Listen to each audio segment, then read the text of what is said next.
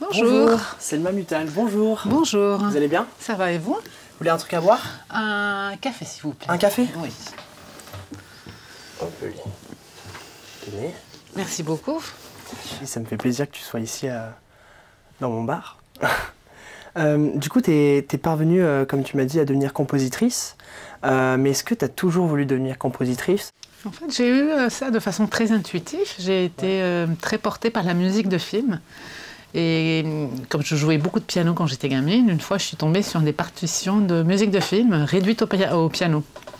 Et je me suis dit, j'aime beaucoup ces mélodies. Et il y a quelqu'un qui m'a dit, mais tu sais, ces mélodies, elles sont jouées avec un gros orchestre sur des films, mais c'est pas des films que tu peux regarder, t'es trop petite pour ça.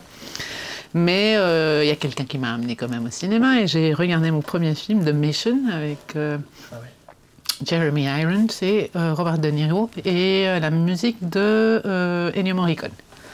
Ouais. Et comme ça, j'ai eu mes découvertes de musique de film, mais c'est pas la première chose que j'ai faite, parce que j'ai fait d'autres études, mais je faisais beaucoup de musique en fait, et études de musique de piano aussi. Et après, je me suis dit, c'est peut-être faisable. Alors c'est là où je me suis dit, bon, il faut contacter des gens, et j'ai eu beaucoup de chance, parce que pour la première fois, j'ai été contactée moi. Et voilà, et après ça s'est enchaîné.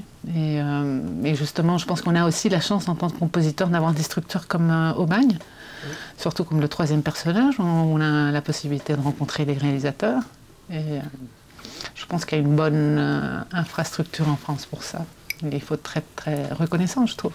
Du coup, tu as suivi directement tes études de musique directement après et tu es rentrée directement... En fait, j'ai fait des études d'abord conservatoire de musique, pour avoir le vocabulaire théorique. Et après, j'ai fait une spécialisation en musique à l'image à Paris. J'ai fait mes études aux Pays-Bas pour le conservatoire et la spécialisation à Amsterdam. Pardon, à Paris après. À Paris, ok.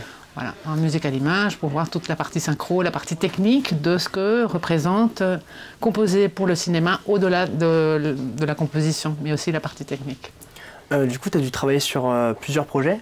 Est-ce que tu as un projet que tu affectionnes plus qu'un autre, ou vraiment qui est important pour toi?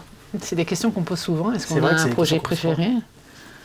Non, je pense que j'ai... Non, chaque projet est différent. Chaque projet apporte un plaisir différent, une tension différente. Je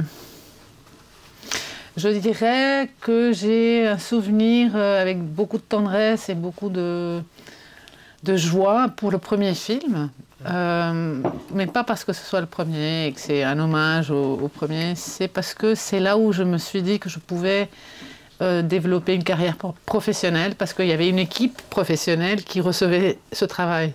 Et mon interlocuteur, c'était quelqu'un qui allait sortir ce film. Okay. Et c'est là où je me suis dit, ah, ça peut marcher en vrai. Et je pense que j'ai un souvenir assez particulier pour ce film. Mais en termes de contenu, non. Je pense que chaque film est différent et chaque rapport avec le réalisateur est différent. Chaque film est important pour toi? Du coup, à chaque fois que tu arrives sur un nouveau projet, un nouveau film, est-ce que tu as un processus de travail? Tu établis souvent les mêmes mécanismes, on va dire, de composition?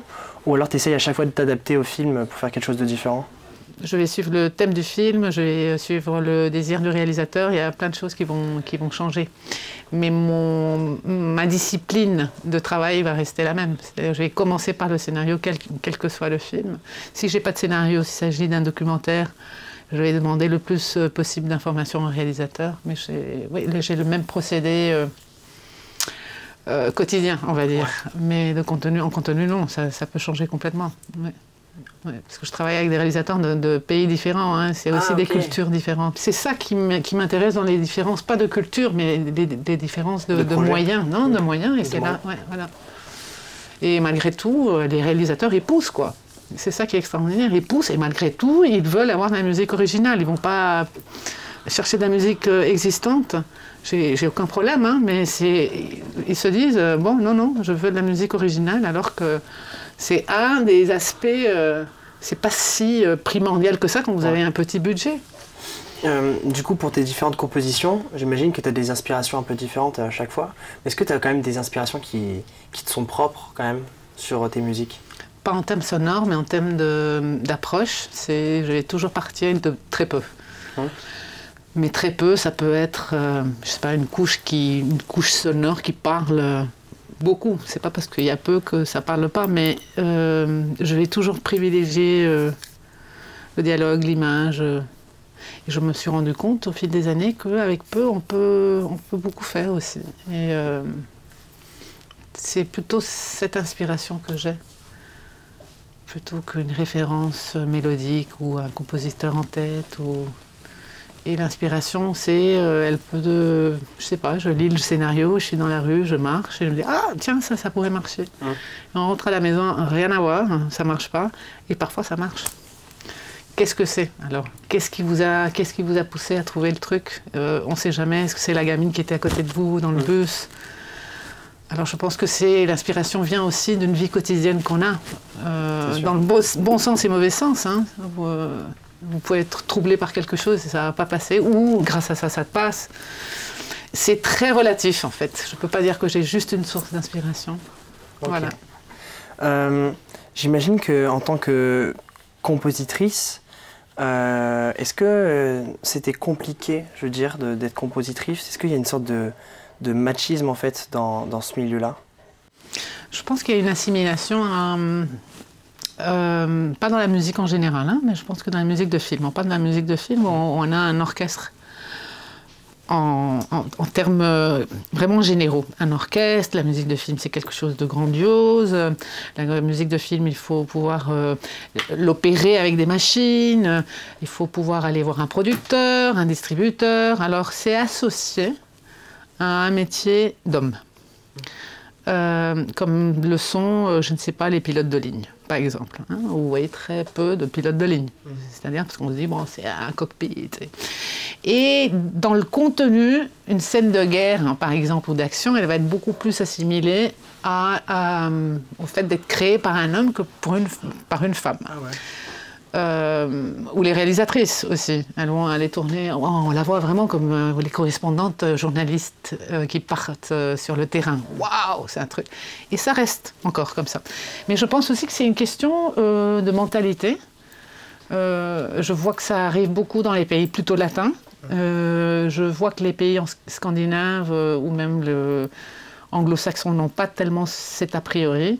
Les États-Unis, certainement pas, alors que ça peut être un pays très conservateur, mais vous avez une grande alliance de femmes compositeurs, le Women Alliance, Composers Alliance, qui est très très important.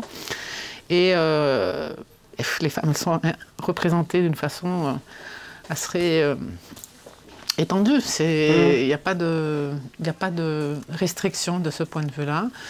Je connais beaucoup de réalisateurs qui travaillent avec des femmes, mais surtout à l'étranger. Et c'est pour ça que je vous dis, je me demande si c'est pas aussi ce côté un peu, oui, les pays un peu plus latins, le Portugal, l'Espagne, l'Italie et la France, qui est vraiment au milieu de ces deux mondes.